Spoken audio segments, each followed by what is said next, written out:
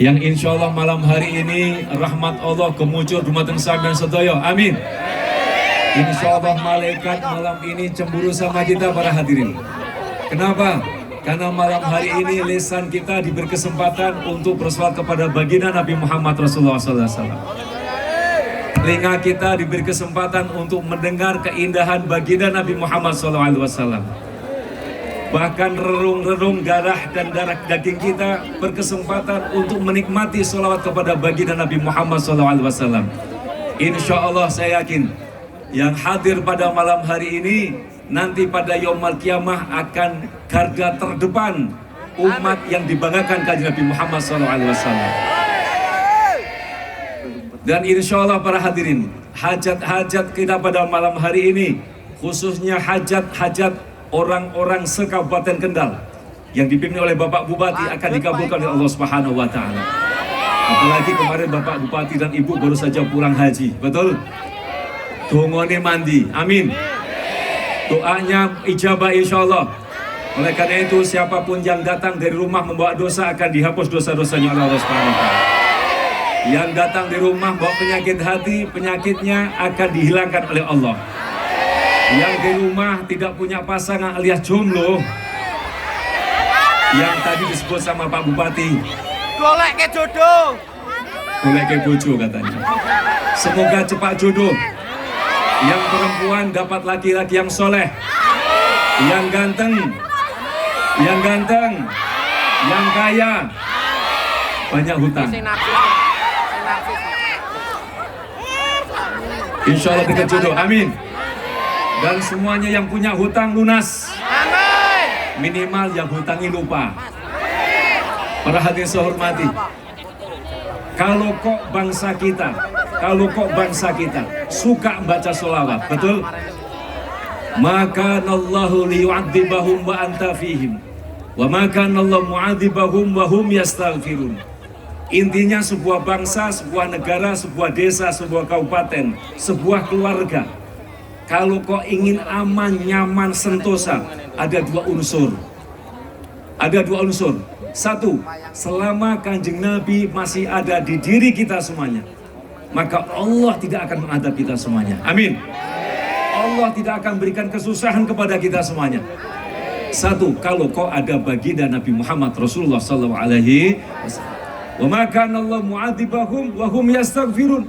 Yang nomor dua, kalau kok sudah senang baca sholawat, kita semuanya harus banyak-banyak minta ampun sama Allah SWT.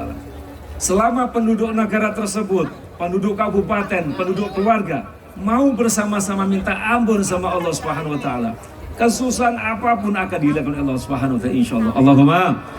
Para hadirin, Indonesia, bersama-sama, negara yang subhanallah, negara yang kita banggakan semuanya.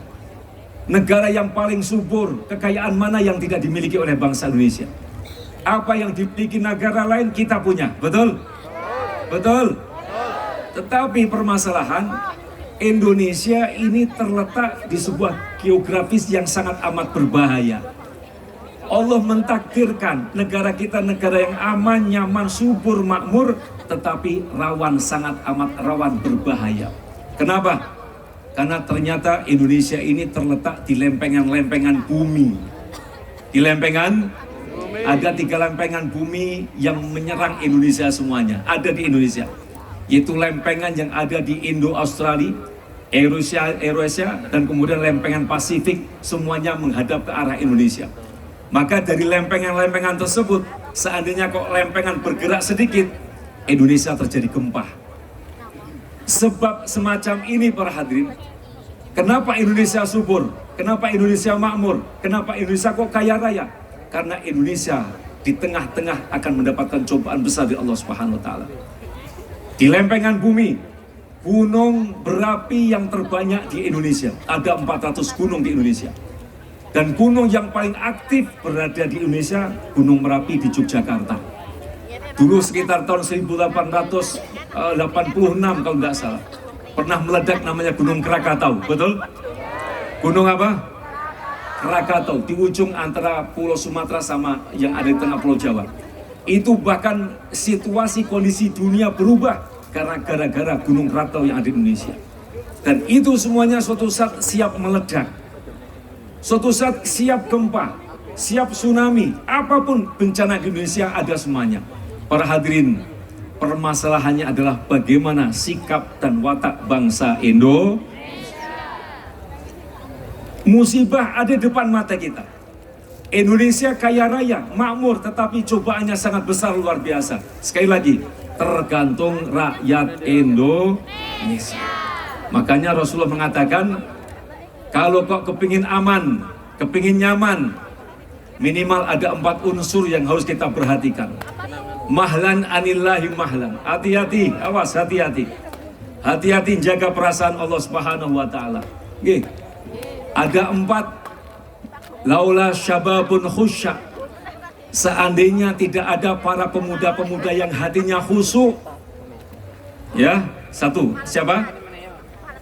Seandainya tidak ada pemuda-pemuda yang hatinya khusyuk. Pertama, awas, adab Allah akan diturunkan kepada negara tersebut. Jadi yang pertama kali Kanjeng mengatakan, kalau kau ingin aman janamam, para pemudanya harus khusyuk dulu. Kenapa yang pertama pemuda? Karena pemuda adalah tulang punggung negara. Pemuda adalah calon penerus cita-cita bangsa. Makanya pemuda jangan sampai rusak, baik itu akalnya ataupun batin imannya, jangan sampai rusak. Maka para hadirin, pernah sejarah di dunia mengatakan, di Cina, ya di Cina, dulu pernah ada namanya perang candu. Orang Inggris mau masuk Cina, gagal total, berkali-kali gagal total. Akhirnya apa? Gampang, para pemudanya dikasih candu narkoba. Dikasih narkoba, dikasih candu. Akhirnya apa? Pendekar-pendekar kungfu, mereka pada tewas, pada teler. Begitu para pemudanya dibikin teler, gampanglah negara Cina dikuasai oleh negara Inggris. Jadi pemudanya dulu. Demikian juga Rasul mengatakan, negara ini akan hancur, awas, hati-hati. Selama pemudanya kok mau khusyuk kepada Allah, maka negara itu akan diselamatkan oleh Allah Subhanahu wa ta'ala. Jadi saya mohon minta kepada para pemuda, jaga sholawatan, betul? Jaga sholawatan, betul? Saya lihat insya Allah kalau yang hadir di sholawatan semacam ini, kemarin Subhanallah Habib Syekh, sholawatnya luar biasa. Malam ini sholawatnya luar biasa. Insya Allah Kendal aman. Kendal aman. Kendal nyaman insya Allah. Qabul hajat insyaallah, Allahumma. Amin. Yang nomor 2. Laula suyukhun ruka. Seandainya tidak ada para orang tua yang mau sujud rukuk kepada Allah. Tadi kalau tadi pemuda, yang nomor 2 adalah orang-orang tua yang mau rukuk, alias orang tua yang mau beribadah kepada Allah. Selama orang tua kau masih mau beribadah kepada Allah, maka Allah tidak akan menurunkan adabnya, menahan adabnya. Angin topan, gempa bumi, tsunami, jangan dulu. Karena masih ada orang tua yang mau khusyuk. Ning minta maaf, saya mau tanya, yang suka pasang nomor anak-anak apa orang tua? Yang suka main nomor apa? Ciu? Togel, ya. Insya Allah di Kendal tidak ada togel. Ya, kita minta ya kepada bapak-bapak dan tim Pak Polisi ya. Kalau kok mau Kendal aman, tolong perjudian dihilangkan, betul? Betul?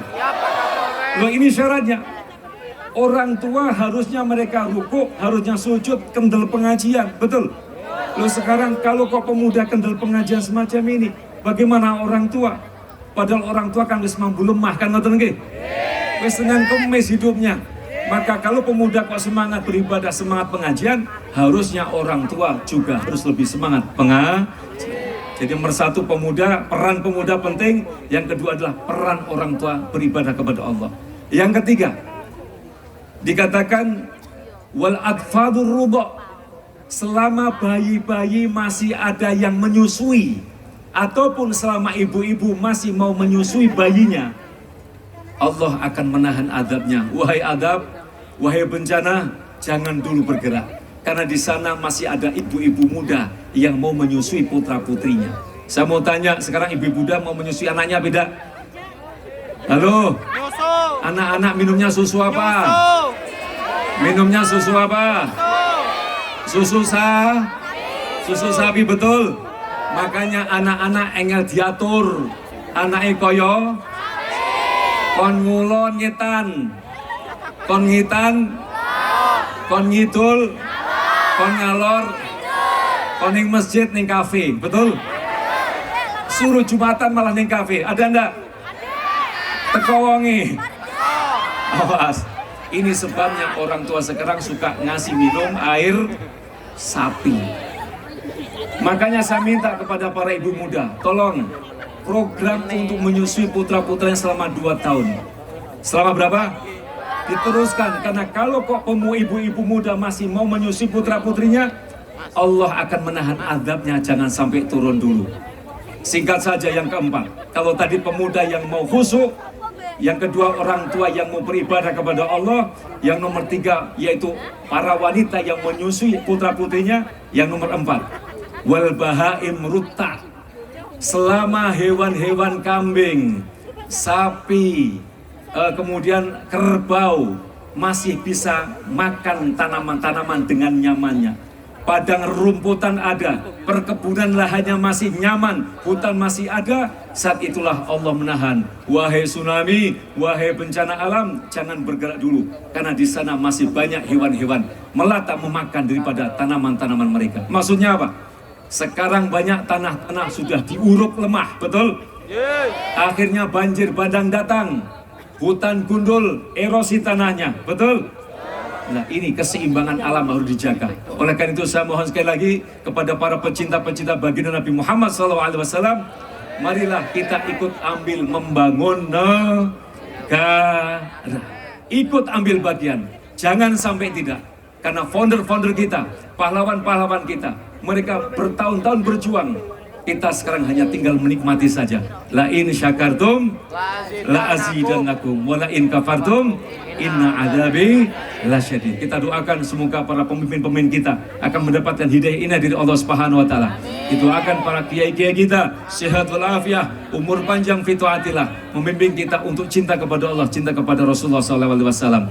Saya kira cukup sekian, semoga semakin bermanfaat. Kita ikuti lagi pembacaan maulid. Siap? Angkat tangan dulu, angkat tangannya dulu. Robin Mania. Kurang mantap, Robin Mania. Wassallallahu ala Muhammad. Assalamualaikum warahmatullahi wabarakatuh.